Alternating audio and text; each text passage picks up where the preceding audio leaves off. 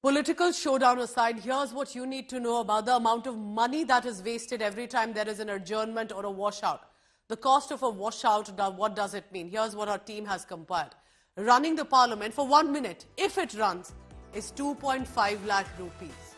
And running the parliament, that means for even 1 hour of the day, is over 1 crore rupees. This is mine, your money. This is the taxpayer money that we are talking about. If the parliament manages to run for 6 hours of a day, and that is the usual proceeding, it's about 9 crore rupees of money that is put in place, and that's the allocated budget. It's needed for different purposes. And eventually, if it's a parliament session, let's say over a week, approximately 5 days, the running business working days, 45 crore rupees. So think of the kind of amount that's getting wasted of people's money because the politicians want to bicker. That leads to commotion, chaos and adjournment. Now, there is no opposition basically of a common ground. Even if opposition is disrupting and they want answers from the government at the centre, there's no unity about it. Or is this a strategy?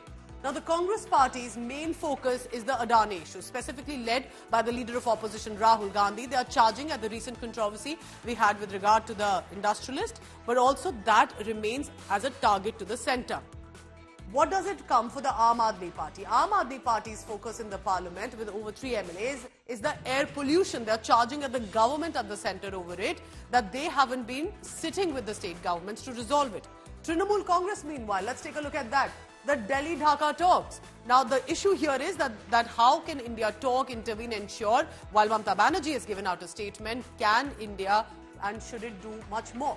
But a TMC focus on how do you charge at the government at the centre, the BJP, it's of the Manipur crisis. They have been asking for a debate on Manipur. The government has said cannot right now, enough work is being done on the ground. But Bengal government and the TMC has said that is not enough.